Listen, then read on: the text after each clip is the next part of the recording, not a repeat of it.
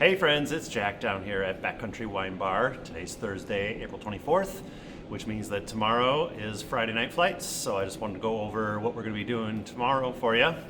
Again, we're continuing on this more educational, reflective approach to tasting on Friday nights. And so what we're going to be doing tomorrow, it's not going to be a blind tasting, but what we're going to do is a comparative of 3 wines, and we're going to pour 3 wines twice for you, so you get 6 separate glasses of wine. Each pair being the same wine, one is going to be opened today and will have been decanted for 24 hours, while the other will have been opened just before serving you.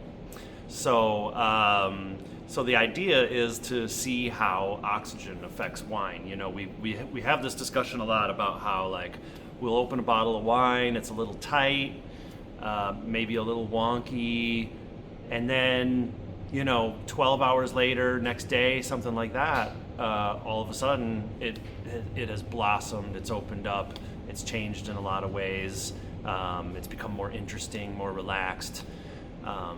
But that's not always the case either. Sometimes you open a wine and it's really delicious right out the gate, and then sometime later, it doesn't even have to be the next day. I mean, sometimes it's even just a couple hours later, it will have fallen apart.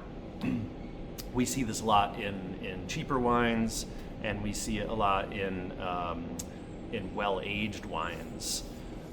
But we're going to take 3 examples, 3 different varietals from the Pacific Northwest, and give them the oxygen treatment and compare and contrast, see what happens. So the first pair is going to be a Chardonnay from Soder Vineyards. Now, for those of you who know Soder, you might be surprised to learn that they have a Chardonnay. They didn't for a long time.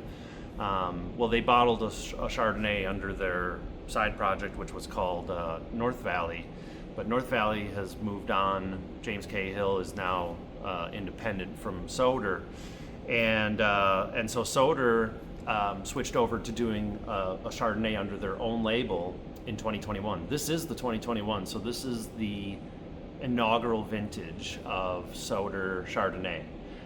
I just had this with a lobster roll the other day, and it was amazing. I loved it. But it's going to be really interesting to see how, like, the difference between having just been opened versus having been decanted for 24 hours.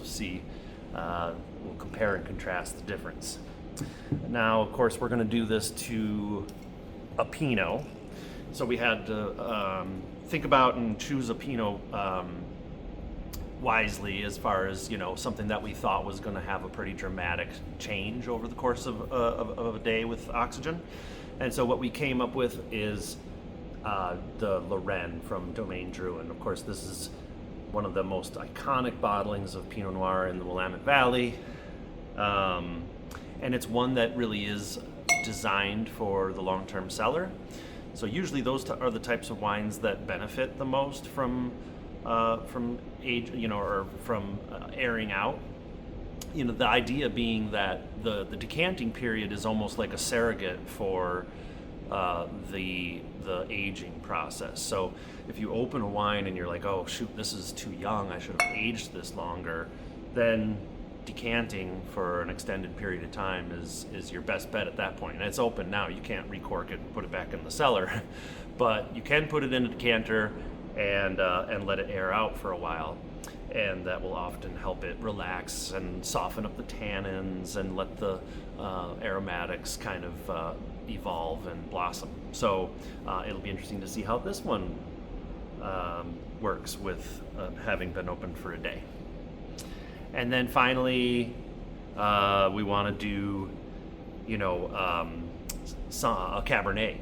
Cabernet, of course, being considered one of the most age-worthy varietals in the world, and so it's also a varietal that benefits greatly from decanting, especially when young. So we have the Gramercy Cellars Walla Walla Cab here.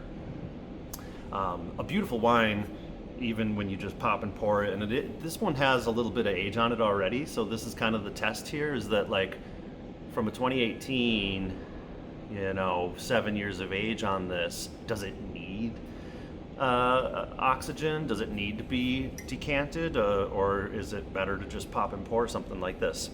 So we're going to learn a lot tomorrow, Friday Night Flights, about decanting and oxygen on wines. I hope you'll join us. As always, Friday Night Flights is every Friday at Backcountry Wine Bar from 5 p.m. to 9 p.m. We try to keep the tasting fee at $40.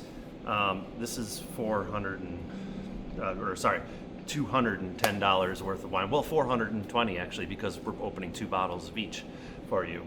Over $400 worth of wine for a $40 tasting fee. It's a pretty smashing deal.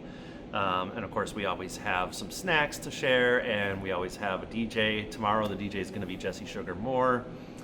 He always plays some really fun deep cuts on vinyl. So I hope you'll join us down here at Backcountry, 5 to 9 p.m. All right, cheers, y'all.